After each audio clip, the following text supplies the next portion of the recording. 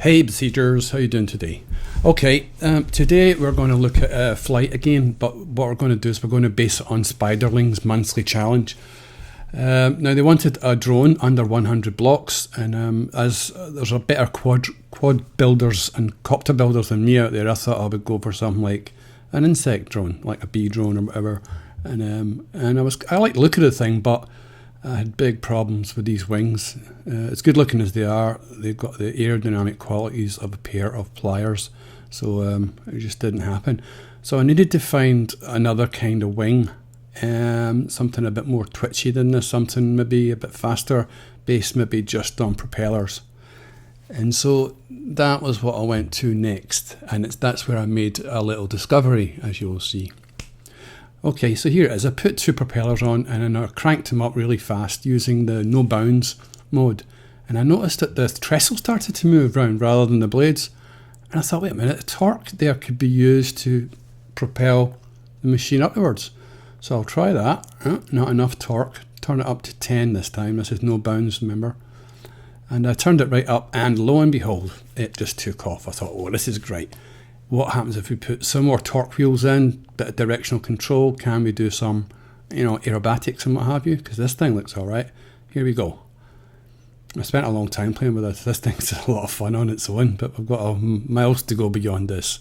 This is just the beginning. My favourite trick is turning it upside down, like skyboarding or whatever you call the ones that they do, the skydivers do. You do this and then you turn it upside down. Hey, there you go. So that's pretty cool. Enjoyed that a lot.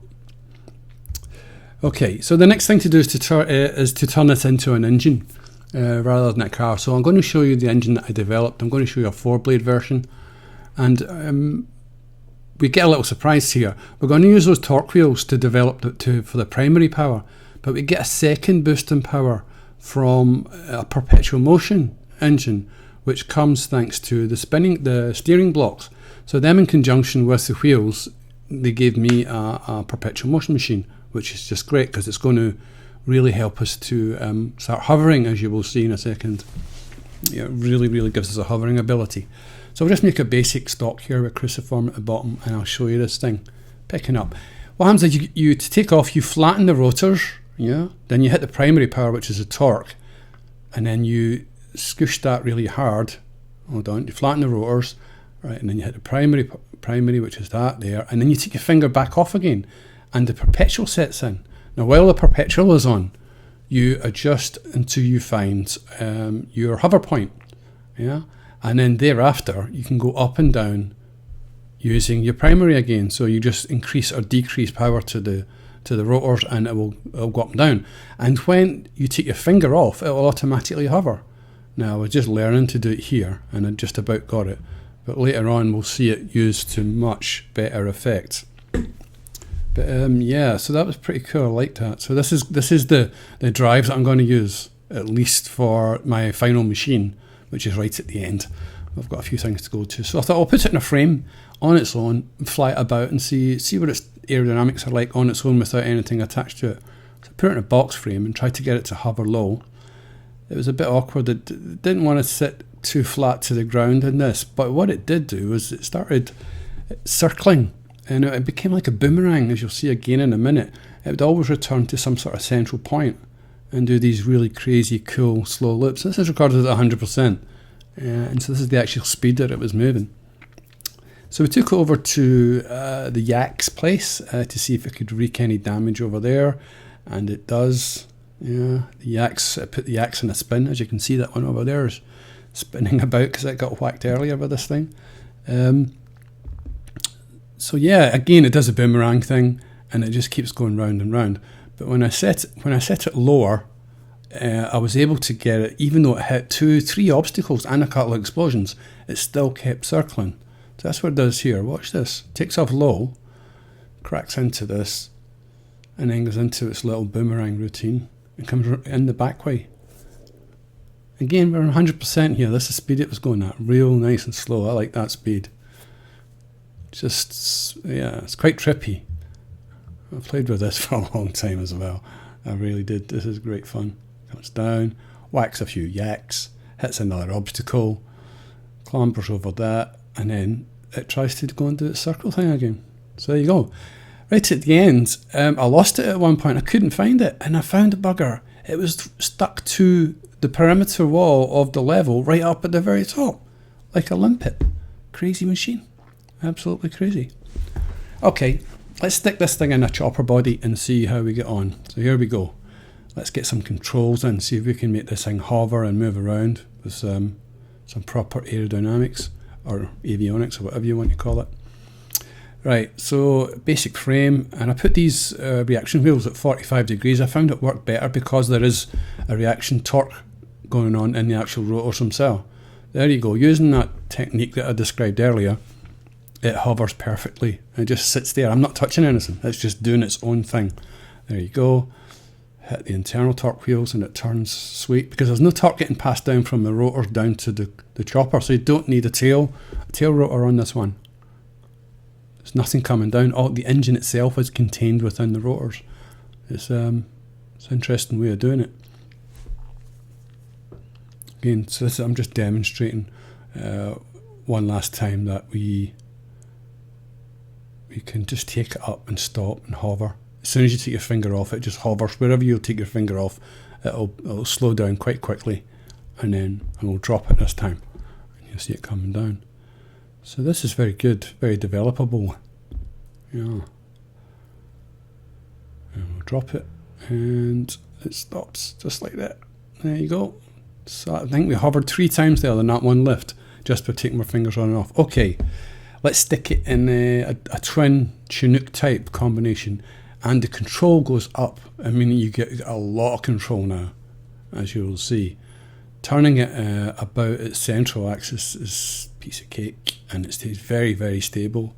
It'll hover, twist, travel forward and backwards.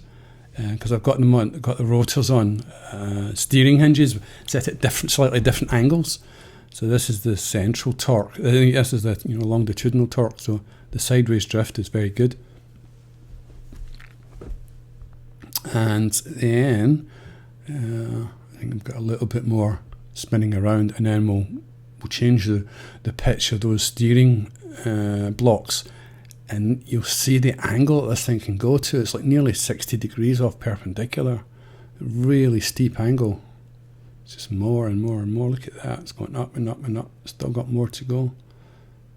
Is that about 60 degrees? I reckon that's getting close to 60. Look at that. Wow. And it's completely stable. It's completely stable. It never wigs out, this thing, at all. The only thing that was wrong with it was me, bad piloting. I'm really not a great pilot at all, as you will see shortly.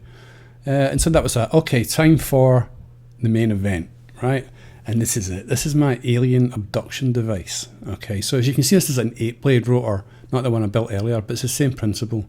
4 reaction wheels and then 2 reaction wheels for direction. I put an arm on it that was exactly distant from this knight and the same distance to the central grabber here, so that it was the simplest thing in the world just to reach out, grab the knight, come back, drop him. And then the arm itself is actually disposable because you don't want to be carrying that about. It'll throw your aerodynamics out, so you just press B once you're finished and it drops and falls off. And there you go, you captured your knight. You don't actually really need them very much because I just wanted to go ahead and take a little passenger run. But now that we've got the 8 blades here, and we're going to go up, we're going to use that system that I told you about, flatten the rotors and then come up, find your level point, and this thing just sticks in the air like it's glued to the spot. Look at that. Absolutely glued. And the central thrusters move about its axis without any interaction with the rotors at all, as you'll see. I'll switch the thrusters around now.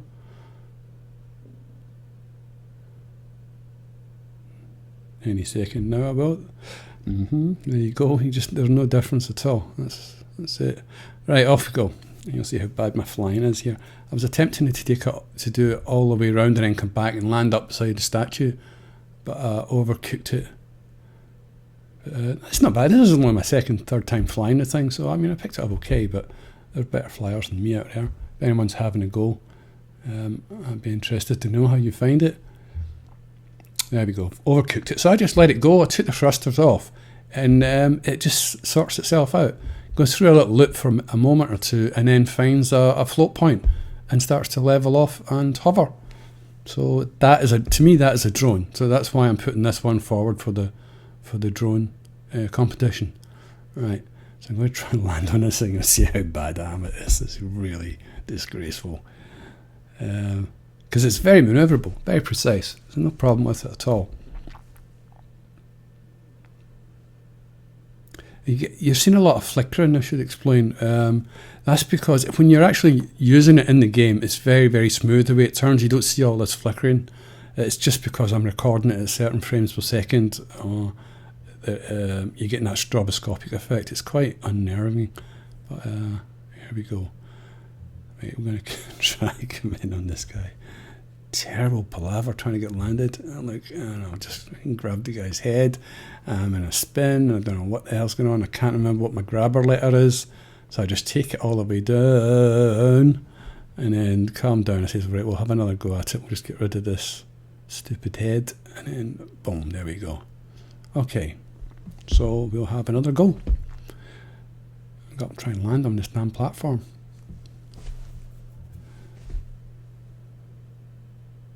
Knight seems quite happy. He's not in the least bit scared. He feels quite safe. Everything's good, and away up we go. A nice slow ascent. Yeah, it's unfortunate about that flickery stroboscopic effect. I wish you could see it the way. Well, the way to see it is to download it, and you'll see it makes some amazing shapes. It really does. Really trippy. And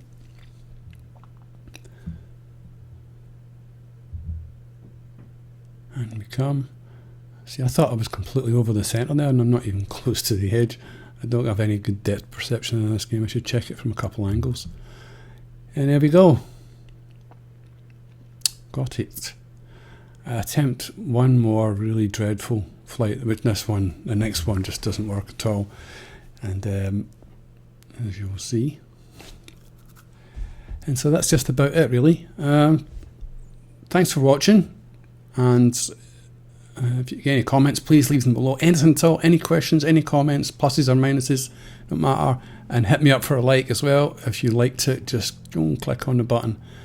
But I'll just leave you here with this really terrible attempt at trying to land it on that other square over there, the one beside the gravity thing. And I completely make a total arse of it, as you will see.